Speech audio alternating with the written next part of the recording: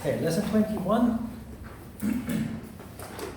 We will continue reading from the Hatha Yoga Pradipika after introduction of Nadi Shodhana Pranayama. We are now at chapter 2, Sutra 11. One should practice well kumbhakas 4 times a day. In the early morning, midday, evening, and midnight. Gradually, till they number 80. First, the number 80.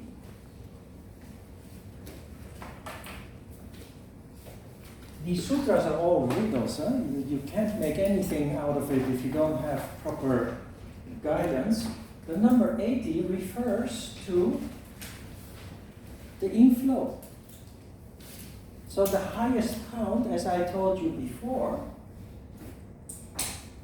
is 80, 320, 160,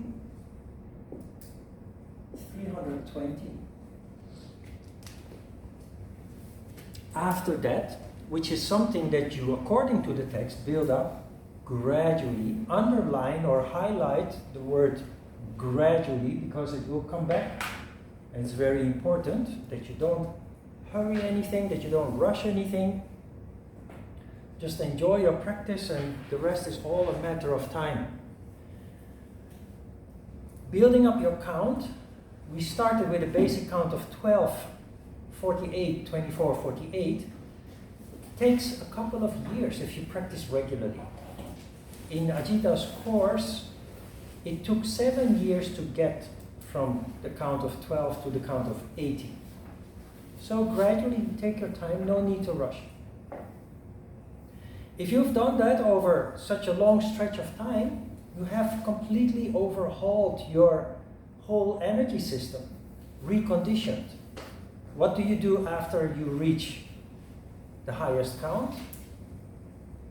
Pranayama becomes natural and spontaneous. You have so much experience with being able to assess your own condition in terms of whether you're tamas or rajas, in terms of your need of more Shiva or more Shakti, that just the mere thought of it already leads to an increase or a decrease of the energy that is involved.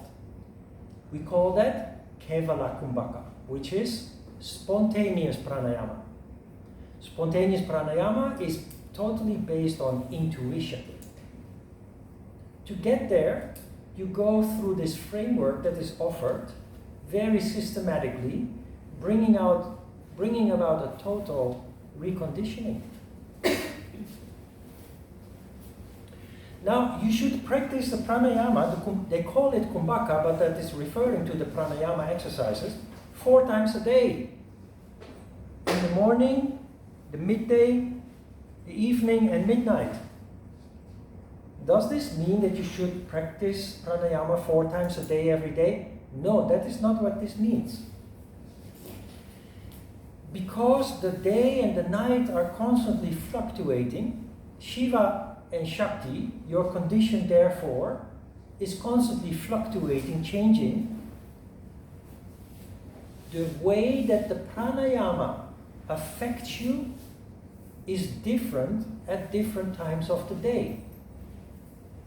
In the morning, Shakti is rising. You're more full of Shakti. Because the day starts, the sun comes up, everything in nature comes to life, including you, because of Shakti. When you do Nadi Shodhana Pranayama, when there is a lot of Shakti in you, it affects you differently compared to when you do the same exercise in the evening when Shiva is dominating. And the only way to figure that out, to become familiar with that, to eventually be able to perform pranayama in Kevala Kumbhaka, spontaneously, intuitively, that is, the only way to do that is by experiencing it. So Svatmarama advises you to not stick to just one time of the day. For example, you have a routine, naturally you practice every morning. That is good. but just for the sake of becoming familiar with your energy household, with your fluctuating condition between tamas and rajas. And on top of that, the way that each of the exercises affect you at different times of the day. The only way to do that is by deliberately going out of your routine and choosing to do the pranayama on another time of the day.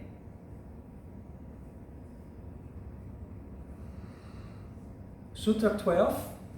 In the first stage, there is perspiration. In the second, tremor is felt. And in the higher stage, the energy goes to the chief place, Brahmarandra. So one should control the energy. Many people misinterpret this text. A wonderful process is described here. And also, the essence of pranayama is described here. The essence of pranayama and everything else in yoga, to be correct, is to come to sattva, which is the chief place called Brahmarandra, which is symbolical language. Brahma means God. Brahmarandra means the abode, the cavity of God. That is the crown chakra. And you know by now that the crown chakra functions, manifests, when Shiva and Shakti are relatively harmonious, sattvic, allowing energy to rise up through Sushumna Nadi to fire up the crown chakra. In the first stage, there is perspiration, not literally. This is symbolical language for rajas. How do you start your Nadi Shodhana Pranayama? Shakti in, Shiva out. That leaves you in a rajas condition, symbolically described as perspiration, because perspiration is a result of rajas. When you move a lot, when you exercise a lot, when you strain yourself a lot, it's generating Shakti energy. The condition is called rajas, and in normal daily life it would lead to perspiration, but everything that you do in yoga is more subtle.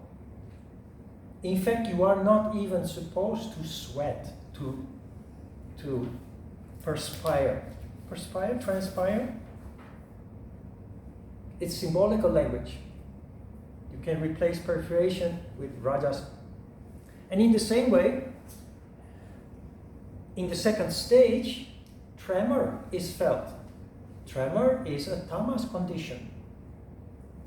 The second cycle of Nadi Shodhana Pranayama, what do? Shiva in, Shakti out. You cause a tamas condition. Hence, symbolically described as tremor is felt. And the most important part is, of course, that all that you are doing there is designed to lead to sattva, so that the crown chakra manifests and all those wonderful characteristics gradually awaken. So one should control the energy. Without taking control of the energy, by having the discipline to practice yoga in general, by having the discipline on top of that to introduce pranayama in a structured way, the wonderful characteristics of the crown chakra would not manifest. It's as simple as that. So it's a very powerful, systematic way to cultivate qualities in the human being that every human being latently possesses, that remain dormant if we do not have this discipline or a systematic method like yoga presents us. 13 sutra, rub on the body the perspiration resulting from fatigue. By this, the body derives firmness and lightness. This is an advice that doesn't apply to pranayama or yoga. This is an advice that applies to life, daily life. It is an advice to find balance between activity and rest. A very important advice, because most people, without realizing it, are actually too busy. We wear ourselves out. And from a yoga perspective, that is a huge obstacle in ever reaching the condition of sattva. Because you're either too tired, which is a rajas condition, which forces you to take a rest, which then becomes a tamas condition. So as human beings, we are constantly fluctuating between rajas and tamas, and because those fluctuations are so extreme, we hardly ever end up in the center, in sattva. The modern human being, how do we deal with this condition subconsciously? Once a year, or if we can afford it, twice a year, we go on a vacation, 2 weeks, if possible 3 or 4 weeks, to a place where we have to do nothing. Lie down on the beach, just make some walks in the mountains, or the forest, or in nature, and just basically do nothing. And then we start gradually to recover. The first week we are busy recovering. The second week we start experiencing paradise. And by the time the vacation is over, you're ready to start doing something active again. It's a pattern that we go through subconsciously. But vacations therefore are not needed anymore if you heed this advice from Svatmarama to find balance in your daily life, your professional life, in the present. Every day will become a holiday if you can arrange your life in such a way. It's not easy, but in the end you will naturally feel the need to slow down. I know from experience all those years that, including myself, most people who continue to practice yoga end up finding a way to engage part-time. That will take some years to arrange. You don't want to end up not being able to pay the bills, but you will find a way intuitively, eventually, to be more balanced in the way that Svatmarama here is urging you to do. So rubbing off the perspiration resulting from fatigue is symbolical language for telling you to take it easy, take a rest in time. Do not push yourself to the point of exhaustion, which then results in a total flip over into a tamas condition where you are too lazy to move even a finger. And as a result, you will see you become healthier, you feel more energized. As Svatmarama says, by this the body derives firmness and lightness. You feel literally lighter, you will move lighter when you're in a good condition. 14th Sutra. In the early stages of practice, food mixed with milk and ghee is prescribed. But when practice has advanced, such restrictions need not be observed. Food mixed with milk and ghee. Those were the power foods of the ancient people. Milk and ghee.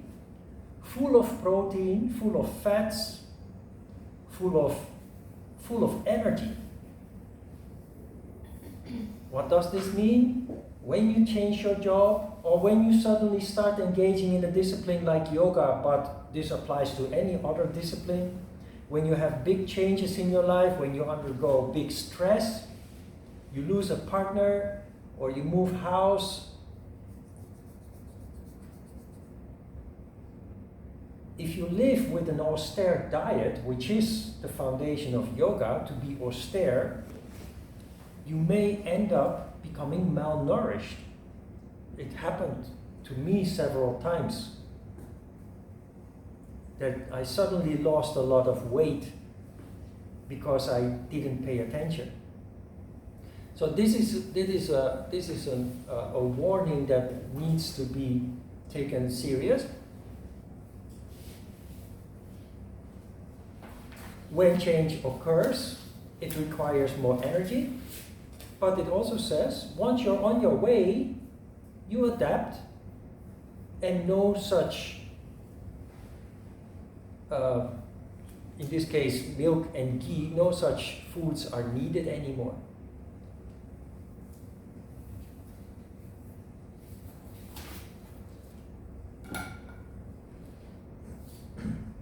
#15th Sutra. As the lion, elephant, or tiger is tamed gradually, underline or highlight the word gradually, even so should energy be brought under control, else it will kill the practitioner. I addressed this already 10 minutes ago when I said to build up from the basic count all the way up to 80 takes several years, and take your time to do so.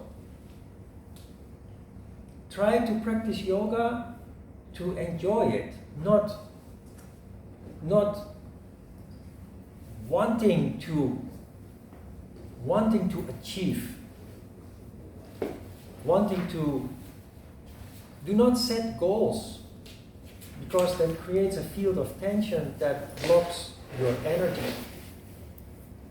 So practice yoga just to enjoy, and you will have much better benefits than when you are always working with a goal. Working with a goal always leads to dissatisfaction, frustration, etc.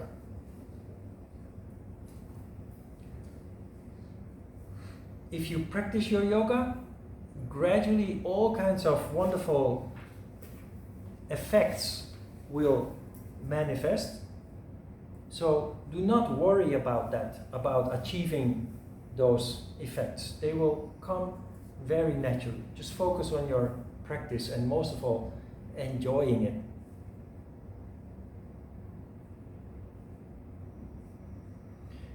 #16th Sutra. Through the proper practice of pranayama, there is freedom from all diseases. By a mistaken course of yoga, the practitioner brings all diseases upon himself.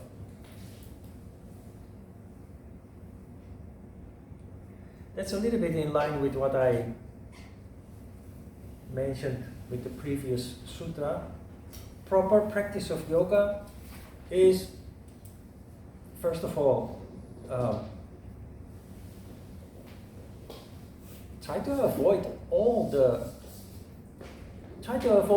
the superficial elements that we have introduced into yoga in the past couple of decades with the commercialization and popularization of yoga, because that is not yoga anymore. Proper practice of yoga is the traditional approach as it has been invented thousands of years ago, and as it has been practiced for thousands of years until only 2 decades ago, when they totally turned everything upside down to turn it into a commercially interesting venture.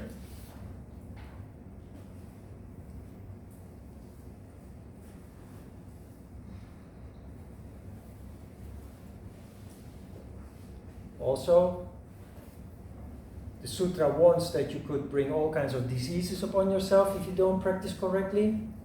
Well, look back at the Kriya exercises. If you have not properly been initiated into the Kriya exercises and you swallow pieces of cloth on a ritual basis, you suck up water into the anus on a ritual basis, you draw a cord through your nostrils to clean the sinuses on a ritual basis, you're going to damage your body, the internal tissues of your body.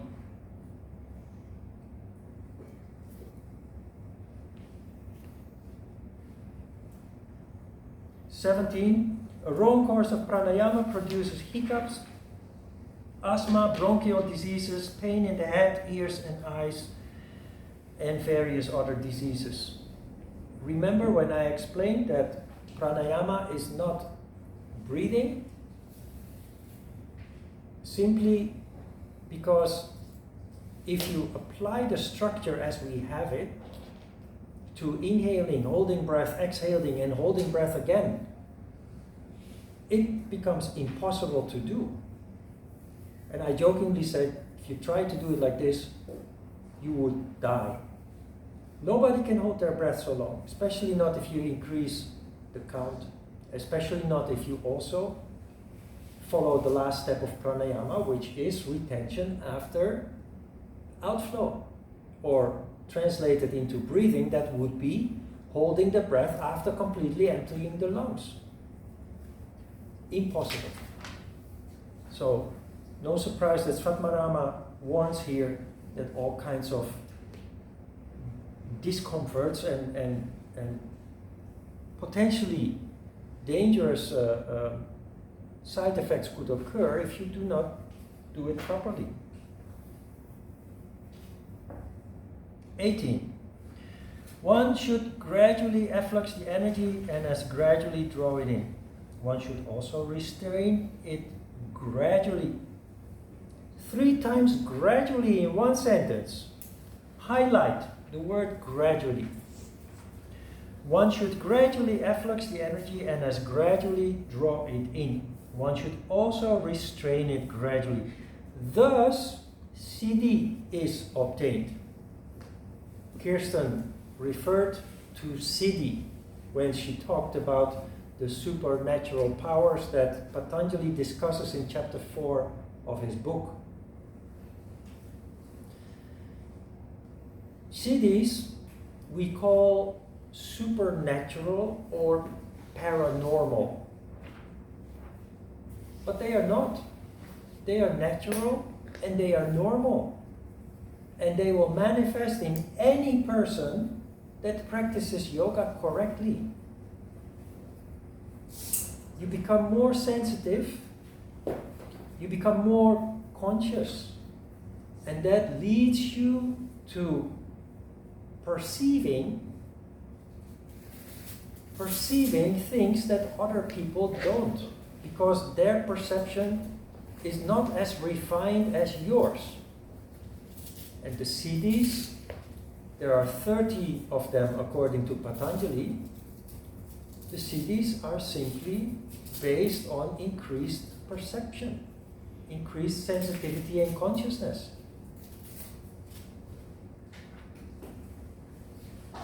You probably already possess 1 or 2 or maybe 3 of those siddhis, and they will only get better. You don't realize that you have them because they are subtle and it is part of your daily functioning of who you are. It doesn't stand out. There's no magic involved. It's simply you being more sensitive and more conscious than other people. For example, you are at home and you think, I am going to call my friend Jane. And just the moment that you have that thought, your phone rings. You pick up the phone and it's your friend Jane, and you say, hey Jane, I was just going to call you. What a coincidence. No coincidence. What really happened is that your friend Jane was already dialing your number and you picked up that energy in the ether. You have become so sensitive that you picked up subconsciously the fact that she was thinking about you and dialing your number. And because it is subconscious, you were not consciously aware of it. And so you think that you were about to call Jane,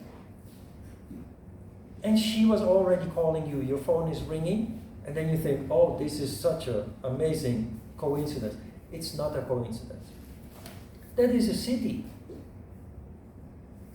So every person, non-yogis, has these kind of experiences now and then. As a yogi, it will happen more and more often. Because you will become more sensitive and conscious. While the unconditioned person, once in a while, the energy household is such, sattvic, that you have increased perception, but it's often a fleeting moment that happens. As a yogi, it will become more and more part of your daily functioning. That is a siddhi. A siddhi is your ability to connect the dots, to see the law of cause and effect and understand things from a much deeper perspective than other people do, including yourself, your past, and your future. One of the siddhis is also talking with animals. Is that literally talking with animals? Like I say words and my dog speaks back to me? No, this is intuitive communication. Your ability to put yourself in the shoes of another person translates also to animals. You will be able, simply by contemplating the animal, to understand what it is communicating, to understand the animal's needs.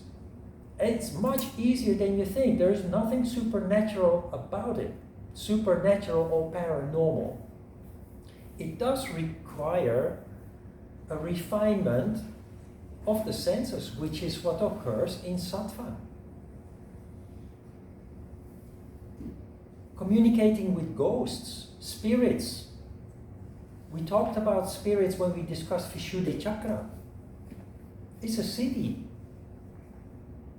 That is not talking or speaking, it's sensing, it's feeling. The presence of energies that other people are not aware of because their perception is simply not refined enough. And yours, over time, gradually, so gradually that you didn't even notice it happening, your perception has refined over time to a level that distinguishes you very much from how other people perceive. You probably already noticed when you are with friends or family that you have changed in the way that you see things as compared to before and as compared to your friends and your family. That is this. It happens before you even realize it. It sounds very mysterious when we talk about siddhis, awakening the dead, speaking with animals, but it is in fact very simple. Nothing spectacular about it. A person who obtains siddhis is called a siddha. A siddha has been mentioned a couple of times before, where Svatmarama said, you must learn this under the guidance of a siddha. He used the word siddha, he used the word guru, he used the word teacher. He uses different words for the same concept in the same way that he does with Shiva and Shakti, Ida and Pingala, sun and moon. He's trying to spray sand in your eyes if you're not learning yoga properly under the guidance of somebody that initiates you. using all these different concepts that refer to the same principle. 19th Sutra. When the nadis are purified, there are external signs. Leanness and brightness of the body are definitely produced.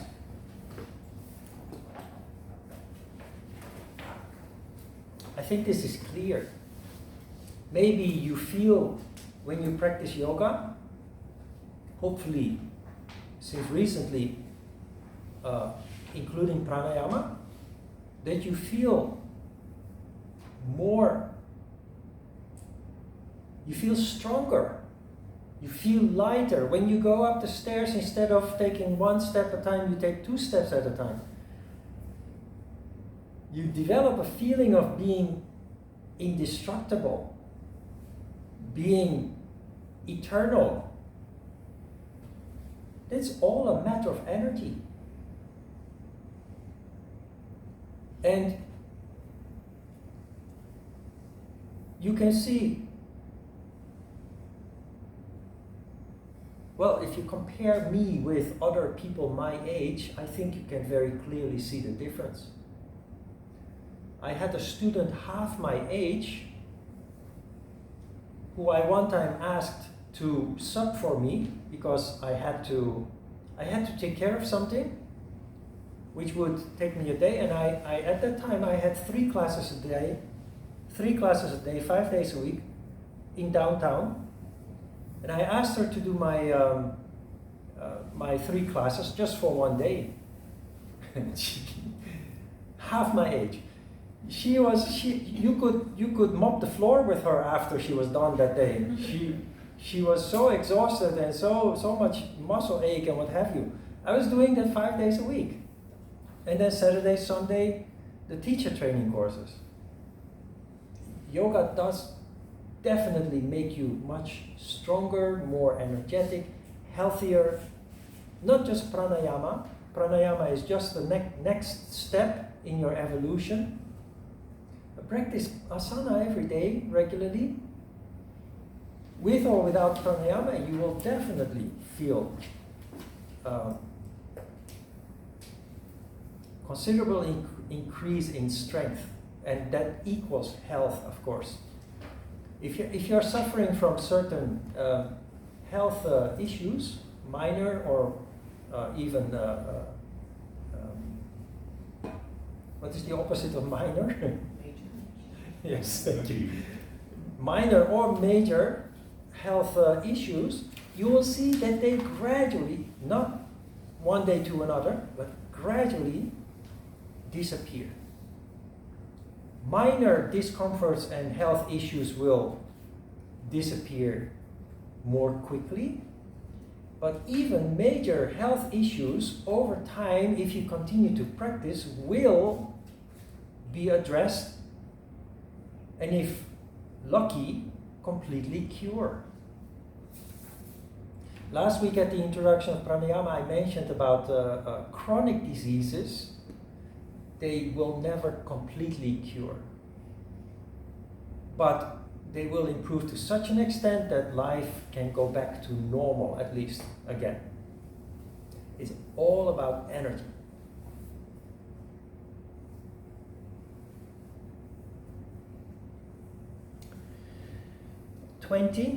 Sutra 20.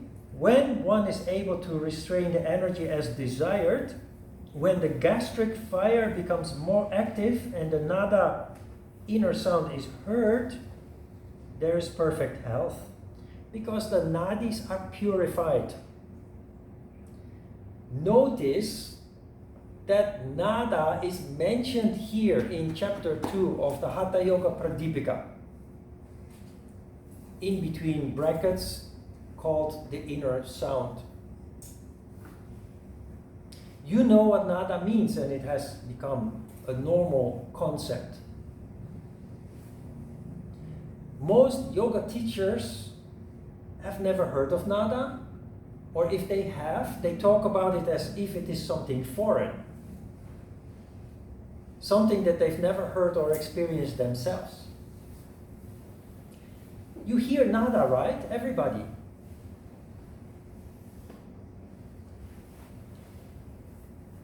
I practice yoga every day around 2 o'clock.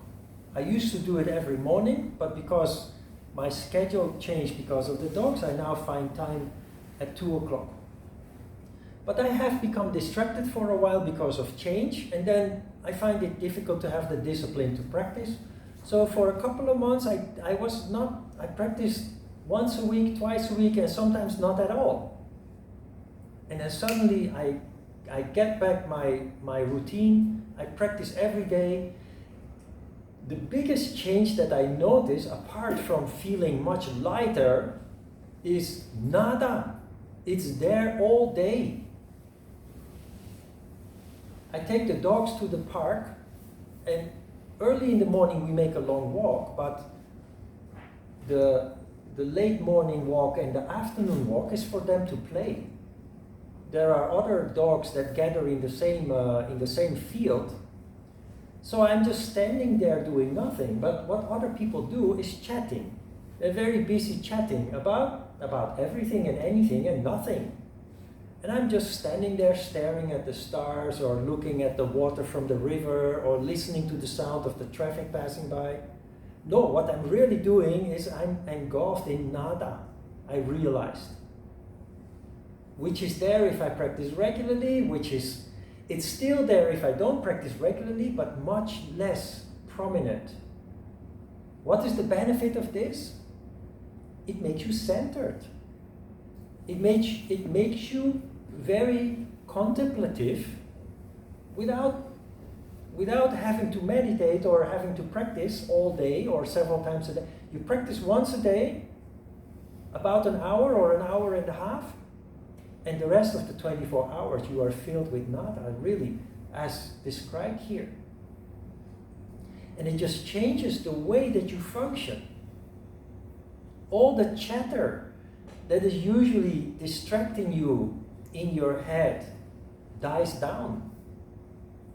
I'm much more productive when nada is there. Because when nada is not there and I think I need to wash the dishes, the chatter in my head finds an excuse to postpone it. But if nada is there, there is no excuse. Without thinking, I move to the sink and I start doing what I have to do. It's very refreshing, because the other way of functioning is very exhausting, and this is just no question. You just do what you have to do when you have to do it, without all that tiring chatter inside your head. If you pay attention, you will see that there is a constant stream of chatter inside your head, 24 hours a day, even when you sleep. And that reduces enormously. Replaced by nada.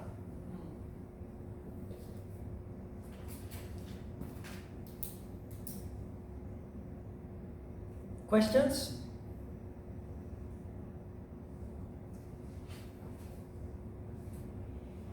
Okay, let's have a short break before we continue with asana.